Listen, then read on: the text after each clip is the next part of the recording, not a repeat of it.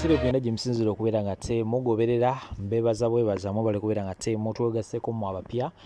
Thank you so much Mr. Fahad Pro UG. As usual video etandika na likinga sharinga ate solo okubeera nga tetutambulira mu ffenna kambateo video eno ndowooza sijja kumala nnyo obudde bungi era nga njogera kankutera butozi video eno olabe always comment section ebeera open teekawo comment yo wansi awo gwe kikyolowooza of course ku nsonga zino ezikyalemedde mu ddiiro likinga sharinga ate tubeere nga tutambulira mu ffenna kakoma temuvaawo naye era sirema kubagamba oba okubategeeza nti tugenda mu kiseera ekizibu ennyo era wano we ŋŋambira nti tuddamu okukaatiriza ensonga y'okunoonyereza ku kittabantu ekyaliwo mu Novemba nga 18 ne 19 ensonga eyo yali nkulu nnyo. Nze ndi musomi wa Bayibuli era buli nkya nsaba Katonda atukulembere atukwatireko atulage ekkubo kubanga ntandise okulaba ekiseera ekijja okuba nga kikalubo. Ebyafaayo ebyo byenjogeddeko ebyaliwo mu Novemba, bannayuganda ddala bangi abaafiirwa abantu baabwe era bangi bakyali mu maziga beetaaga okumanya abatta abantu baabwe. Njagala okwogera ku nsonga ennyamiza ennyo nga y'ensonga ey'ettemu eribaluseewo wano mu Buganda naddala ku baana n'amabujje. Tuvumirira nnyo ettemu lino era lisaanidde okukoma. Ensonga endala etweraliikiriza ye y'abantu baffe naddala abawala abato abasikirizibwa ne batwalibwa mu nsi ez'ebunaayira gye bakozesebwa ng'abaddu n'okutuusibwako obulabo obulala oluusi n'okuttibwa. Ennaku 2-3 nnyo emabega Oweekitiibwa Peter Mayiga yakakiddwa okwegatta mu mazina g'enkima ate ge tukulira. Era bambi musajja wattu yabadde amanyi mbu bino by'amanyi oweno oyogeramu n'olekaawo. Navayo ne Yesudi yambunze Katikkiro wa Buganda omulamba akola emirimu gya Ssaabasajja. Tosobola tulwa katebeko n'osindika abantu 10,000 ne banjigula ettama. Kofe aya bas ante yeweza omumba gwe bazikuba gana mazina ga nkima fe tugakulira. Dakiikeeza yabadde afumbya miyaji n'avaayo atujjukiza amaanyi g'alina nga ye Katikkiro wa Buganda n'ayita ab'ebitiibwa abo mbu bakwate ku abo. Number 1 gwe musajja toyina kika kyonna ky'okulira, toyina ssaza lyo owuninga, togulangawo mipiira gya bika ggwe. Tubanja kabaka waffe ogula mipiira gya bika ate bika ebibye amasaza agage. Eyo Mayiga terera mulayiri muvubuka. Number 1 wabale n'ogamba mbogenda tulemesa ebiru biraffe mu byobufuzi kantereza namu waneeno. Number 1 wabade n'ogamba ogenda tulemesa ebiru biraffe mu byobufuzi ate nga wabade n'ogamba toli mu byabufuzi.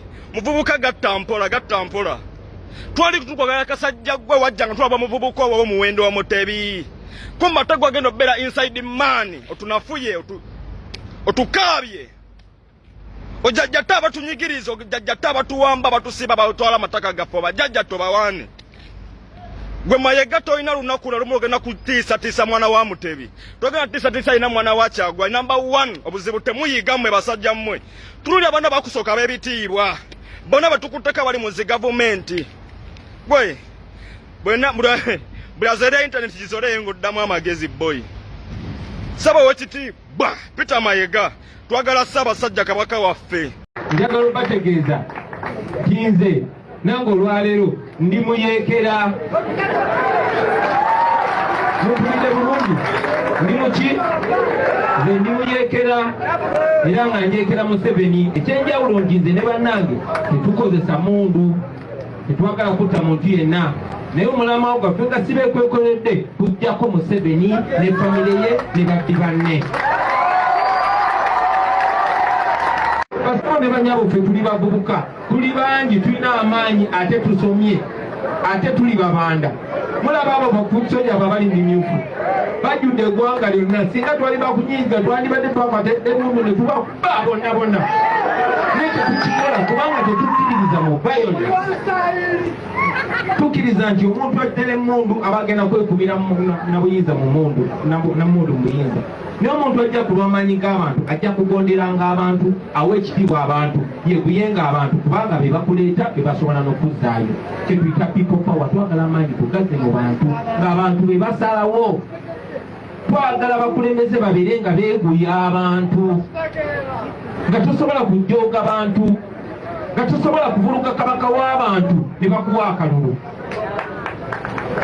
nga tosobola kujja n'okunamira abantu ate nomala n'okufuuka RDC ng'olugu bawadde wanabeggono ebintu ebyo ebimu bassebo bannyabo babikola kutujooga munaakola ki nsobola okuleeta ekisajja kyange ne kibakunamira ne kabaka wamwe ne kimuwemula ne mala n'ekigamba ki ekiboosi kyammwe ezo kyo zitambulanye nakigaana kuba ne kitange singa badde mulamu yandikiganye n'enjajjange yandikiganye yeffe bazzukulu baabali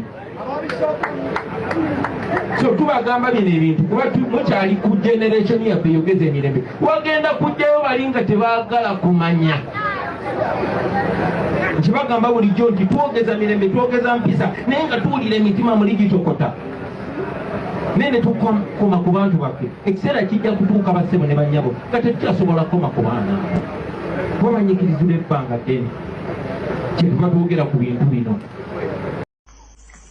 era obudde buba bukya Dini n'ateeka omulambo mu mmotoka n'aguvuga n'agutwala Embarara ewaabwe wa Borini.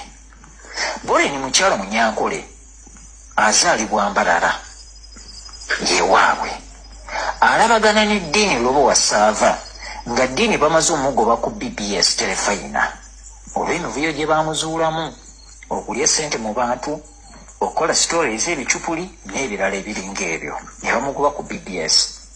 Naye agenda okujja ku BBS baali bamaze omugoba ku NTV ne ku NBS. Bwe bamala omugobayo n'alyoka akola kampuni etwala abaana ebweru ne bamukwata ne bamusiba okumala ekiseera olw'okubba abaana ku ssente ng'abalimbirimbye nti abatwala bweru. Bwe bamala okuvayo mu kkomera kwe kukola kampuni ya TMC gano mazima Kazan Media Concepts. Nakola kampuni eyo ekola production ekola investigations n'ebirala. Kakati wamala okukola kampuni eyo asaba omulimu ku BBS abawenga program ya gano mazima ne bamuwa contract ne bakola contract ne batandika okukola naye. Kati bamala omugoba ku BBS nga bamaze okulaba emivuyo gye alabagana ne Borini Bazayire batandika okukolagana mu kuggulawo ofiisi za kampuni eyo n'oggula machines eza kampuni eyo. Borini Bazayire yateekamu almost 80% ku ssente ezakola kampuni eyo ya TMC gano mazima. Yakwata ssente z'emwana muwala nga bw'omanyi nti Abanyankole bayamba abaana baabwe ne bw'abeera nga takumanyi kasituba nti mwogera olulimi lumu akuyamba bw'omusaba obuyambi. Borini Bazayire yakozesa chance eyo bambi n'anoonya obusente n'abukwata ssente n'azikwata n'aziwa Dini Lobo wa Saava ne bakola kampuni eyo ya TMC gano mazima n'etandika okubeerawo n'etambula. Borini Bazayire abadde amanyi buli kyama kyonna ekya Dini Lobo wa Saava. Bwe yamusisinkana yamujja ku level ey'okubeera business partner n'amufuula omwagalwa era babadde baagalana era abadde nga mukyala we kubanga yatuuka n'okumunobya ewa baawe Borin Bazaire yalina omusajja akola mu security. Simanyi bulungi oba yali mu ISO oba mu CMI, naye mu bitongole ebyo ebibiri yalinako ekimu kyalimu kuba yalinanga n'emmundu. Kuba Borin yajjanga n'agamba omusajja yankubye n'azigirayo n'emmundu n'agiteekawo ku mmeeza abeera ne pisito. Nze bwe nayogeranga naye bwe twanyumyanga ng'omusajja amukuba nga bw'agamba mpaka Dini Lobowa Savale yamusigulira ddala okuva ew'omusajja. Era lwe baawukana n'omusajja lwe lunaku Dini Lobowa Savale yasituka n'agenda e Tanzania ne gurupu yonna eya TMC gye yagenda nayo n'omuwala oyo ne bagenda e Mwanza ng'olwagamba nti anoonyereza ku sitole y'akasiiwuukira nti e Mwanza muwala w'akasiiwuukira ne mutabani we gye baagenda ne banona eddagala ne banona n'omusawo eyajja n'aloga mu kutta kasiiwuukira. Balina kumutegeera nti eddagala baalijja Mwanza n'omusawo baamujja Mwanza n'agenda. Dini Lobowa Savale yagenda n'omuwala oyo naye yaleka tasabye bbaawe nti alina gy'alaga ne bamalayo ennaku eziwe.